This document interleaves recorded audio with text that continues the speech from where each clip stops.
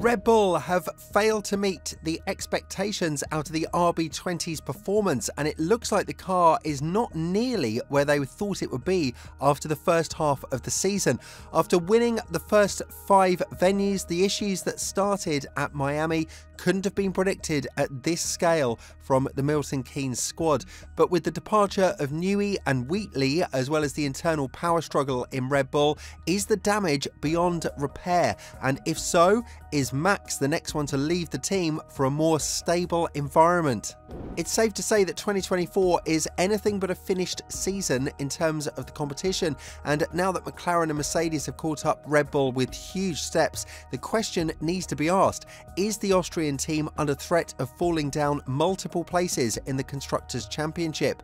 After extending the contract of Perez, which was a move that was subsequently followed by the departure of Wheatley from Red Bull, the second senior figure to leave in the previous couple of months after Newey, it's now clear that the team might not pay too much attention to the Constructors' Championship and focus solely in the drivers' category, something that they are not very strong in the past couple of races, as Verstappen is holding a margin of 78 points over Norris with 10 races to go.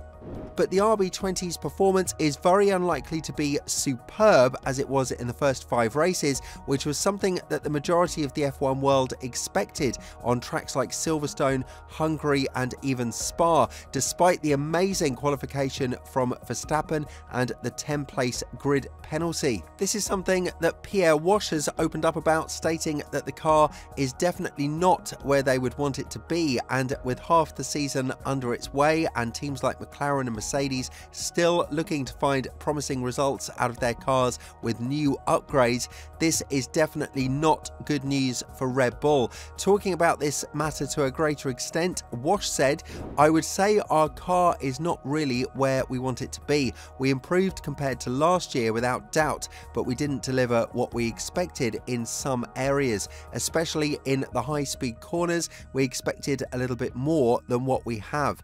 Without thinking about the competitiveness of the car, just based on our own references, we expected a little bit more with our tools.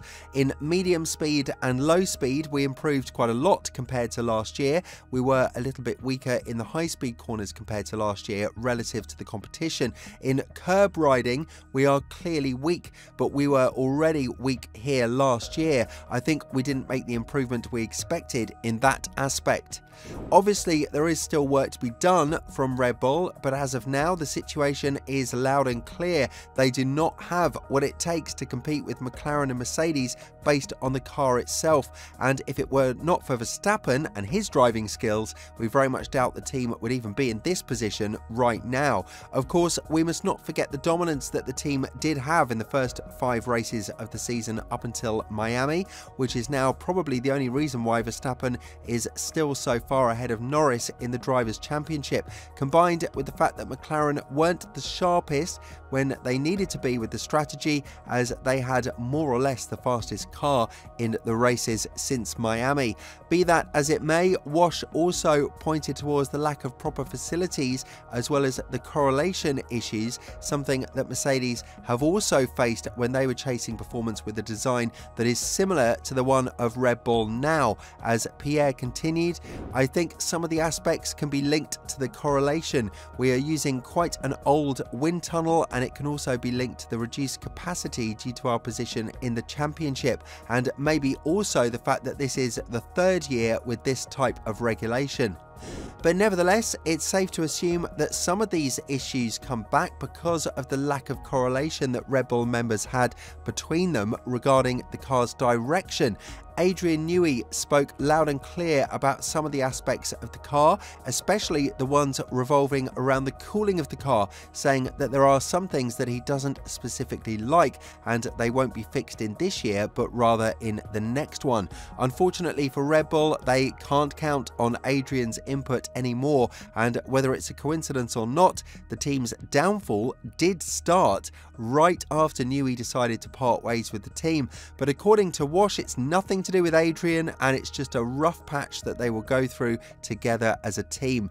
Furthermore, he added, "I don't get frustrated over media and fans' appreciation only to Newey. The frustration is not to win. I don't mind if the media says something is due to whomever. What is important is that we know each individual in the team will participate in the system. Otherwise, it would be a team of one person, but that is not the case. We have more than 300 engineers in the system to develop and make the car quicker. Adrian was a big part of it, but like every other individual, I think it's important for each one that they are doing the best they can."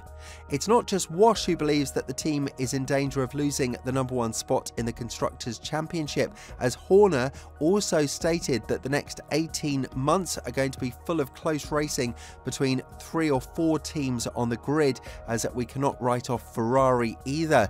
The Maranello squad has promised to work on the bouncing issue that appeared with their latest upgrades over the summer break, and while they are far away from where they started the season, a small turnaround could help them challenge Red Bull even further down the line. But regardless of the other teams, Verstappen feels like Red Bull needs to look in their own yard and sort out the issues amid talks that he could be looking to join Mercedes, not just based on pure performance, but also based on the fact that Red Bull have told him a white lie that he will have a new teammate from Zandvoort onwards, only for them to go on and announce that Perez will be staying a day after this statement was made to Max.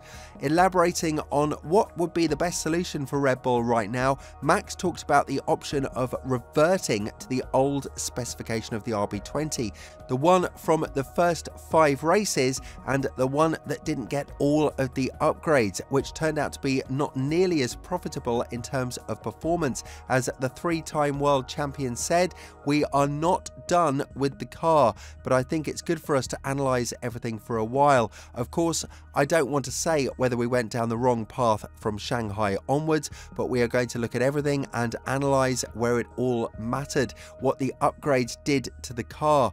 As of now, I don't think reverting to the old spec RB20 or going to the pre-Miami version would be a good choice for us." Be that as it may, Verstappen's competition has caught up, and if we are to look at this graph, we'd notice that he is not getting nearly as much help from Perez as he should in terms of positioning on the grid, with both of the V-Carb drivers behind ahead of the Mexican in this regard. This is hurting Red Bull in the Constructors' Championship, as they lost an additional 9 points to McLaren in Spa, a track that suited the RB20 the most, with the low downforce rear wing that they mounted on both of the cars. And for Perez to finish P8 after starting P2 here, it's definitely something that raises a couple of eyebrows on the grid as to where this team is actually headed right now. While many would believe that Red Bull have given up on 2024 early in this year, with Marco also admitting that the team thought it was going to be a walk in the park after the first 5 races, Horner denied all of these allegations and said that the primary focus for Red Bull right now is the car and its performance. So while they are leading both of the championships, its team is still working on the 2024 version of the car, because now it's evident that they are under threat to lose both of the categories in the remainder of the 10 races if they fail to put the car in its optimal operating window. And even though Max was adamant that the team needs to wake up and find more performance out of the car, the Dutchman has now changed the tone of his statements and changed his attitude as well, as he went on to say that maybe there comes a time where a team needs to accept that this is it and you won't receive more performance out of the car. Therefore, it's up to him to extract what he can from the car. Adding further to this regard, Verstappen said, "You are always searching for more performance, but sometimes you have to be realistic. Maybe there isn't more to be found, but it's just trying to stay at that level, even though it's incredibly hard. We are not robots. I know it's tough to not compare ourselves to last year's performance, but it's just how it goes, right? To operate at that level, it's maybe something we will look back on in 20 years' time, and everyone may appreciate a little bit more of what we did as a team. For me, even now, maybe maybe we don't have the quickest car, it doesn't really change the mentality. We're always trying to get back to that level.